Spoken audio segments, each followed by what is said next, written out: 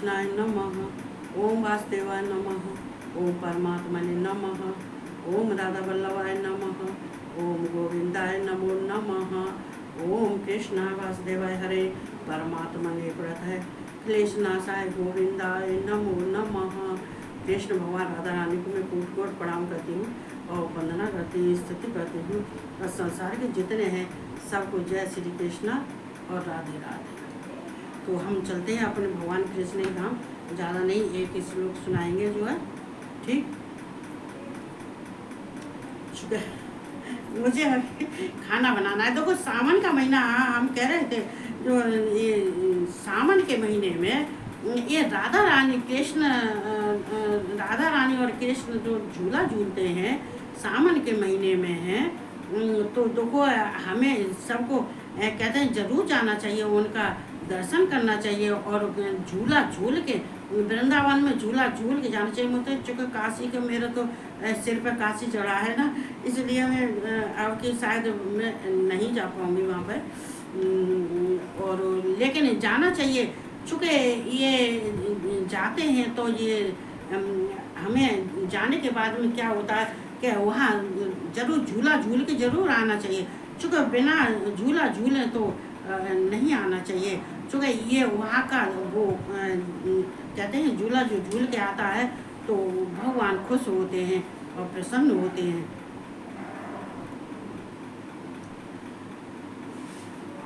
लेकिन हम कहाँ थे हमें भी तो देखना चाहिए। प्रकृति क्रियमाणानि गुणैः कर्माणि सर्वशः अहंकार विमूढ़ात्मा करता अमृत मन्यते। देखो यहाँ भगवान कृष्ण अर्जुन को क्या समझाते हैं, वास्तव में संपूर्ण कर्म सब प्रकार से प्रकृति के गुणों द्वारा ही किए जाते हैं, तो भी जिसका अंतःकरण अहंकार से मोहित हो रहा है ऐसा अज्ञानी मैं करता हूँ ऐसा मानता है। तो कोई यहाँ कृष्ण भगवान जो कह रहे हैं कितना अच्छे बढ़िया ढंग से कह रहे हैं। ये तो सबके मनुष्य की बात है। तो वास्तव में संपूर्ण कर्म सब प्रकार से प्रकृति के गुणों द्वारा किए जाते हैं। ये वास्तव में गुणों प्रकृति के गुण तो क्या है, मनुष्य इन्हीं गुणों से तो भोगों को भोगता है और इन्हीं गुणों को बरतता है, इन्हीं गुणों को बरतता है। चूँकि ये भगवान कृष्ण कह रहे हैं अर्जुन से कि वास्तव में भगवान से कर्म का कोई संबंध नहीं है और ना ही कृष्ण का ये प्रकृति से कोई संबंध है, ये प्रकृति के कार्यों से कोई संबंध है। चूँकि ये भगवान कृष्ण जो है ईश्वर है, ये चेतन है, ये अविनाशी है, ये प्रकृति जड़ है और ये प्रकृति के जो गुण हैं वो उन्हीं में मनुष्य उन्हीं गुणों को भोगता है।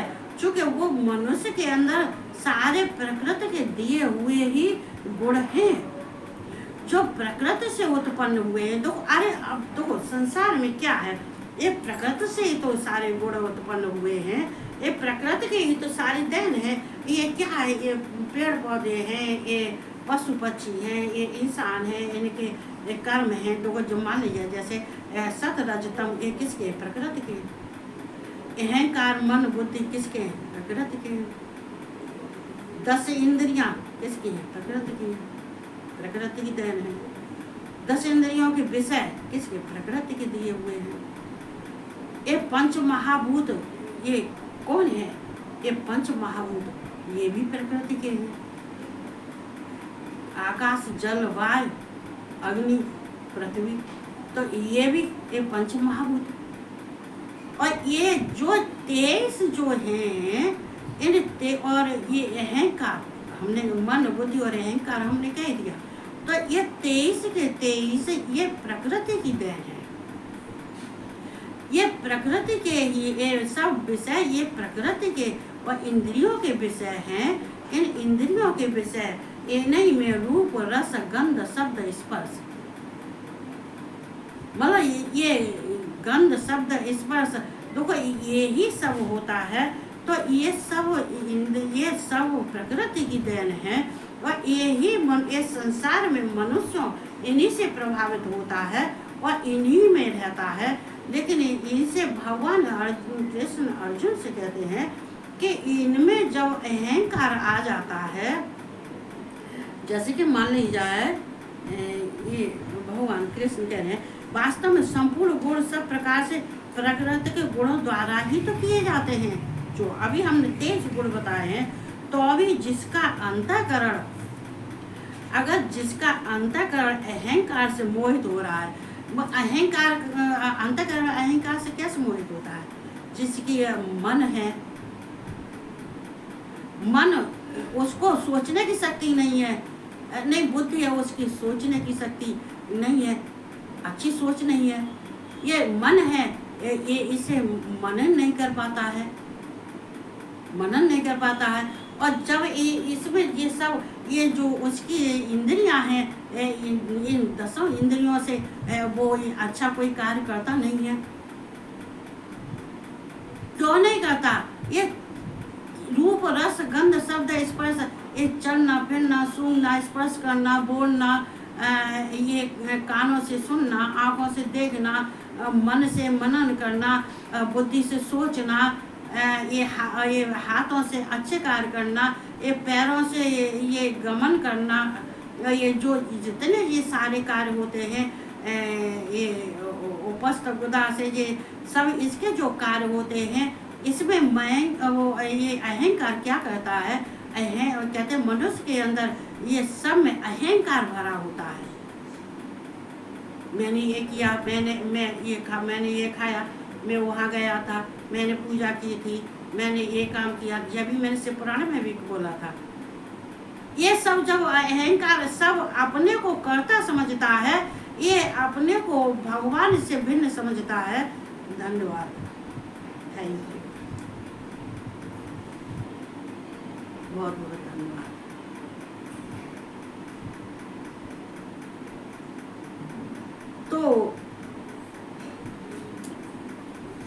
तो अहंकार से मोहित होता है, तो वो अहंकार से वो मोहित हो जाता है, अहंकार में ही भरा रहता है, सारे कार्य अहंकार भरे से करता है। जब इन सब शरीर में जो प्रकृति जो 23 जो उसके गुण हैं, उन 23 में अहंकार भरा हुआ है, तो उसको भगवान की प्राप्ति कैसे हो सकता है? क्योंकि एक काम ऐसा काम अज्ञानी ही करता है कि मैं करता हूँ, जो कुछ करता हूँ वो अभिमान के अंदर अंतःकरण में आ जाता है कि मैं जो कुछ करता हूँ वो मैं ही करता हूँ।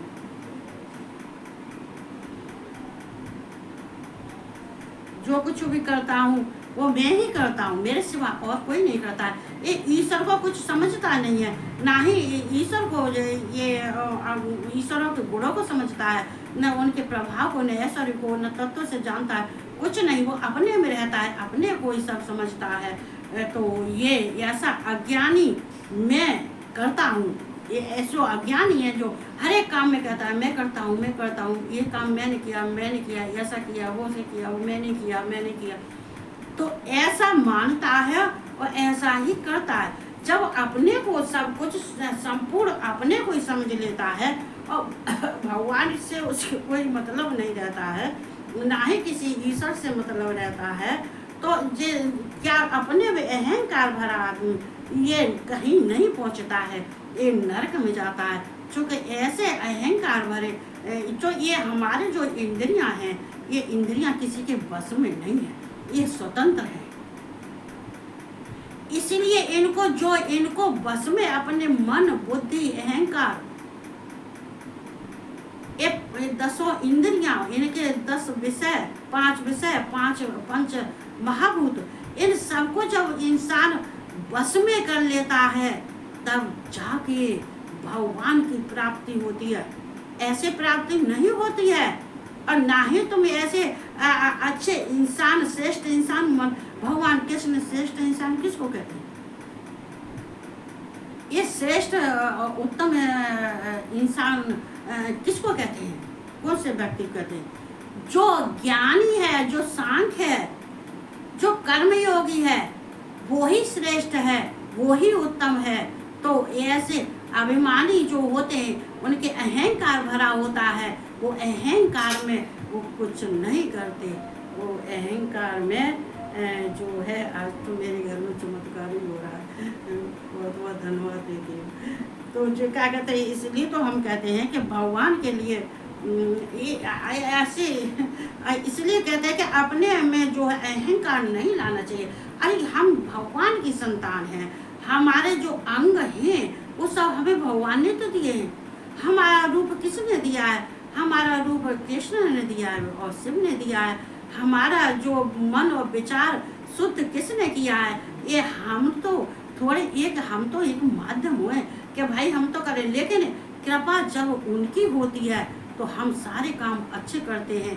लेकिन अपने के जो सेल्फ लव करता है, जो अपने को देखता है, जो अपने में रहता है, जो अपने में सारे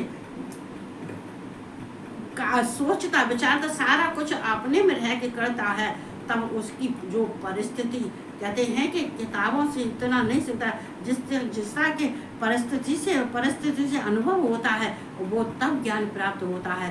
तो भगवान का ज्ञान प्राप्त करने के लिए हमें उनकी शरण में जाना चाहिए, अभिमान छोड़ के।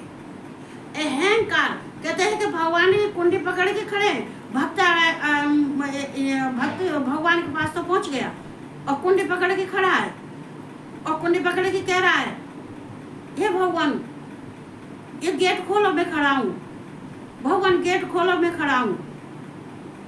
भगवान कह रहे हैं, अंदर से ईश्वर आवाज लगा रहे हैं कि पहले तू, मैं खड़ा हूँ, पहले मैं छोड़ के आ, उसके बाद में मैं अपना दरवाजा खोलूंगा, अपनी कुंडी तब खोलूंगा, पहले तू मैं छोड़ के आ। भगवान अपने दरवाजे से भक्त इतनी मेहनत करके जाता है, लेकिन मैं शब्द कहने के बाद में भगवान उसको अपने दरवाजे से वापस कर देते हैं कि जा, अभी तू जा, मृत लोक में जा, अभी तो तू बहुत कुछ कराया। देखो ये आप भगवान कहते हैं, देखो यहाँ से जब मृत लोक से आदमी जाता है, वही यमराज लेके जाता है, तो केवल मात्र 24 घंटा अपने पास रखता है यमराज 24 घंटे उस प्राणी को रखते हैं केवल। उसके बाद में उसको वहीं छोड़ देते हैं जहां से लेके गए थे। उसको सब जगह दिखाते हैं, ये सब जगह दिखाते हैं कि ये जगह ये है, ये है, ऐसी है, ये आराम की जगह है, यहाँ पे अच्छा खाना मिलता है, जहाँ डल्ले बगल मिलता है, जहाँ हवा मिलती है, जहाँ फल फूल मिलते हैं, ये भगवान का साज है, ये सिंहासन है, ये सब चीज़ है। ये नरक है, ये ऐसा नरक है, ये कढ़ाई वाला सारे नरक भी दिखाते हैं, सारे सुख भोग दिखाते हैं, सब जगह भ्रमण करवा लेते हैं, और करवाने के बाद फिर वहीं छोड़ देते हैं जहाँ से लेके गए थे। फिर हिसाब किताब चला जाता चित्रगुप्त के हाथ में। तो हम सबको ये जीवन इसलिए नहीं दिया है कि अपने जीवन को व्यर्थ गंवा दो। बस इतना ही कहूँगी, चूँकि मैं खाना बनाऊँगी जाके। तो बस हम सबको अच्छे से रहना चाहिए, प्यार से रहना चाहिए, और हमें ज्ञान प्रदान करना चाहिए। और ये कहते हुए सबको जय श्री कृष्णा और राधे राधे, और सबको भूलना है।